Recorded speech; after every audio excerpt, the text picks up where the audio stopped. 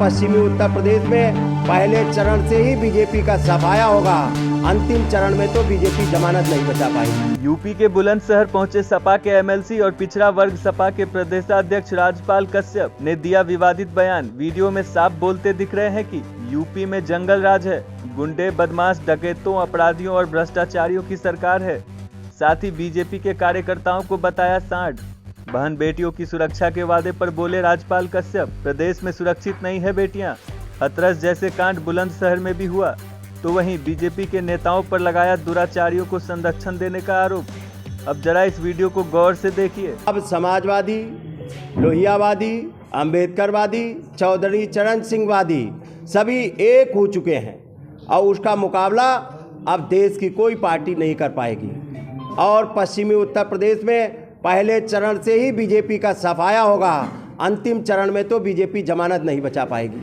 ये गुंडागर्दी की सरकार नौजवानों पे लाठियां चलाने का काम कर रही है, किसानों को कुचलने का काम किया, पत्रकार रमन कश्यप की भी हत्या करने का काम किया। और ये हत्यारी सरकार को और गुंडागर्दी की सरकार को उत्तर प्रदेश की जनता पूर्ण रूप से सफाया करने का काम करेगी। बीजेपी ठगों की पार्टी है, झूठ बोलने वालों की पार्टी है और डकैती डालने वालों की पार्टी है। जब इन्होंने भगवान राम तक को नहीं छोड़ा डकैती डालने में, उनके चंदे में भी भ्रष्टाचार कर लिया, शमशान घाटों में भ्रष्टाचार कर लिया, दवाई जो कोरोना काल में दवाई में भ्रष्टाचार कर लिया और झूठ बोलने में दुनिया में एक नंबर की पार्टी है। हमने सदन में क्वेश्चन हमारे पार्टी ने लगाया था, सो क्वेश्चन उसमें पूछा गया था कि ऑक्सीजन से कमी से कितने लोगों की मौत हुई, और झूठ बोलने वाले मुख्यमंत्री ने बताया एक भी मौत उत्तर प्रदेश में ऑक्सीजन की कमी से नहीं हुई। ये नाकाम मुख्यमंत्री हैं, अयोग्य मुख्यमंत्री हैं, घमंडी मुख्यमंत्री हैं, अनुपयोगी मुख्यमंत्री हैं। इन अनुपयोगी मुख्यमंत्री को हटा के और माननीय अखिलेश यादव जी को उत्तर प्रदेश की जनता मुख्यमंत्री बनाने जा रही है। उत्तर प्रदेश में जंगल राज है, बहन बेटियां सुरक्षित नहीं है। इसी बुलंदशहर में आपने देखा होगा एक बेटी के साथ में दुराचार हुआ और बीजेपी के सारे नेता उन दुराचारियों के साथ में खड़े होकर उसका संरक्षण दे रहे हैं। ये गुंडों की सरकार है। और इसी तरीके से हाथरस में भी हुआ था घटना।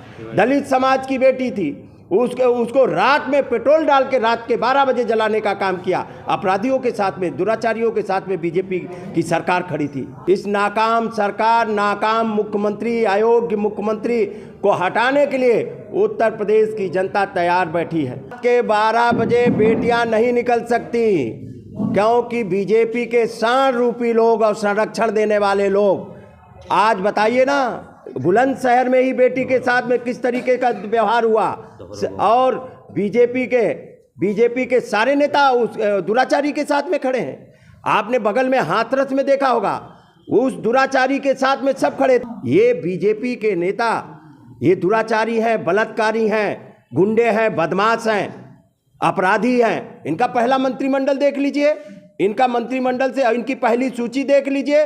मुख्यमंत्री से लेके उप मुख्यमंत्री से लेके नीचे तक कितने मुकदमे हैं। और इनके गृह मंत्रियों को तो रिकॉर्ड टूट गया। एक गृह राज्य मंत्री शाहजहांपुर के हैं, जिनका वीडियो पूरे देश ने देखा, आज तक वो जेल में नहीं भेजे गए।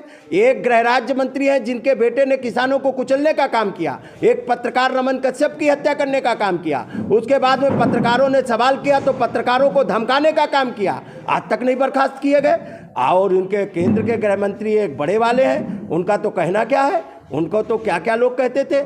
इसलिए इसी के साथ लेते हैं हम विराम। वीडियो को लाइक और चैनल को सब्सक्राइब करना ना भूलें। जुड़े रहिए न्यूज़ ट्रैक के साथ। नमस्कार।